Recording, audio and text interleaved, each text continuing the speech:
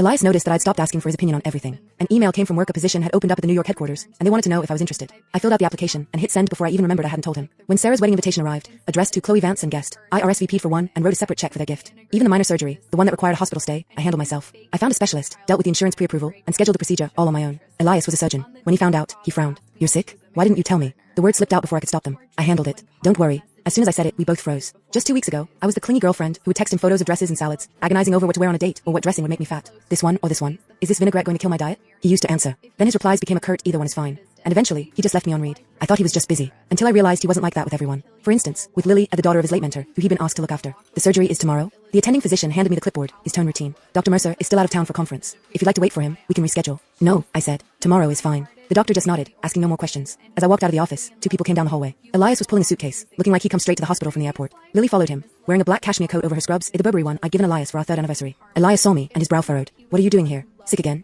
That word, again, stung like a needle. He snatched the papers from my hand, his eyes scanning them with a flicker of annoyance. "I have things to do tomorrow. This isn't an emergency. We can do it when I have time." "Don't worry about it," I said. "I've already handled it." He looked taken aback. This was coming from the girl who used to video call him in tears over a paper cut. The one who sent him a dozen selfies just to pick a date night outfit. Now, here I was, calmly scheduling my own surgery. If he hadn't run into me, he probably wouldn't have known until after it was over. I took the chart back, accidentally knocking a small box from his hand. It clattered to the floor, spilling its contents, birth control pills. "It's not what you think," Elias said, bending to pick them up. His voice was as flat as if he were discussing the weather. "They're for Lily's cramps. Doctor's orders."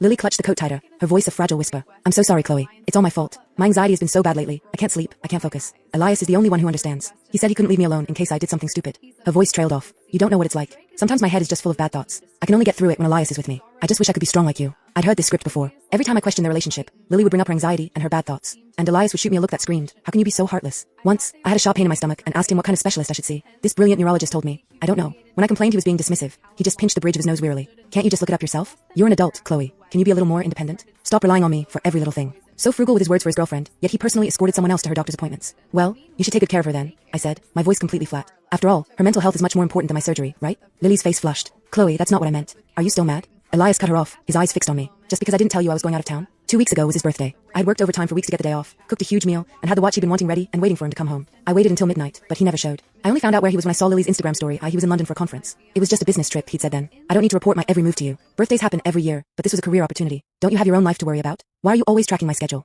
I'd lost it on the phone that night. "Elias, in your world, am I always last? The least important? The one who can always be postponed?" His only response was, "You're being irrational. We'll talk when I get back to Seattle." Then he hung up.